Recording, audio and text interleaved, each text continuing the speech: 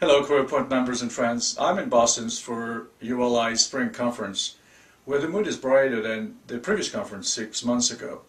I guess spring is in the air. I had a chance to meet fascinating leaders from organizations such as Equity Group Investment, Ernst Young, ING, JLL, and many others. I hope you also enjoy their insights. I feel that, pretty optimistic. Are we out of the woods? Listen, hard to say. The reality is that, at least in the United States, unemployment has gone from 5% to 10% pretty quickly.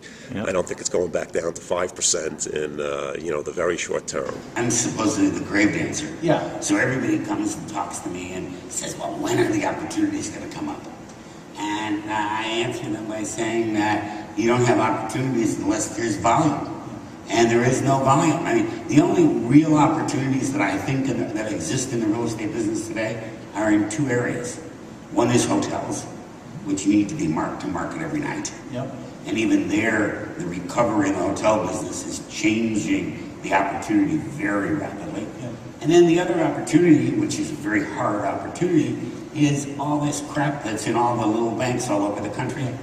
No supply, and there will be virtually no supply in most of these cities, with the possible exception of a city like Washington.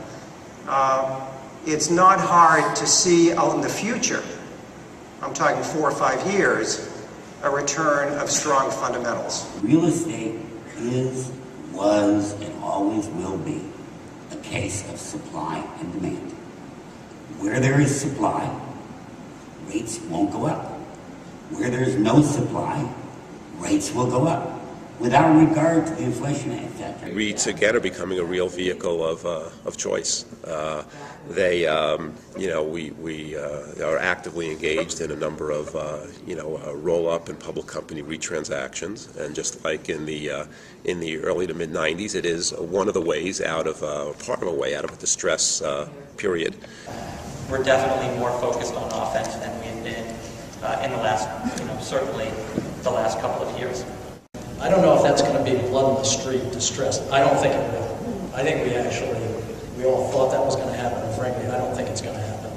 But it will afford the opportunity for a lot of people to pick up assets that need some operating prowess to go lease them, to rework them, to redevelop them, put them, because most of this stuff is not, real estate's not like fine wine. It sits in a place where nobody's put money in. They generally need to have some work done on.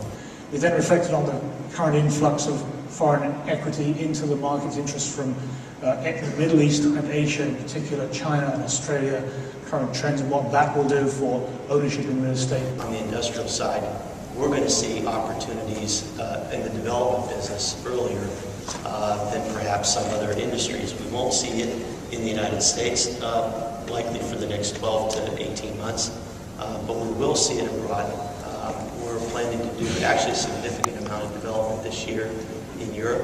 We will do some development in Asia, particularly Japan. We sold our China operation. So our opportunity really is to take a construction business that's on its knees at this point in time and try to take advantage of, if you will, low basis new assets. Now, I'd much rather do that any day than buy assets. My definition of overseas is emerging markets.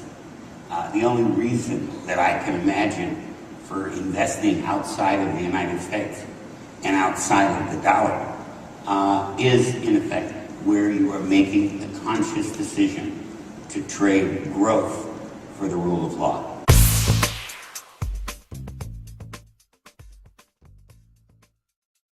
Just like the real estate capital markets, we're delaying the inevitable.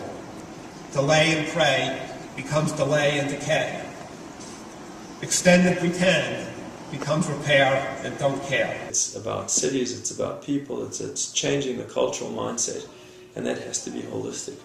Well, I think you have to accept the fact that cyberspace is a place, and technology and communication is not necessarily local, it can be virtual as well. Maybe a last question, and then, yes. Hey Sam, when we had dinner last Wednesday, you talked a lot about innovation. I'm wondering if you're in favor of innovation in online networking to help the leaders in this room, as well as the tens of thousands of CRE professionals who could not make the conference.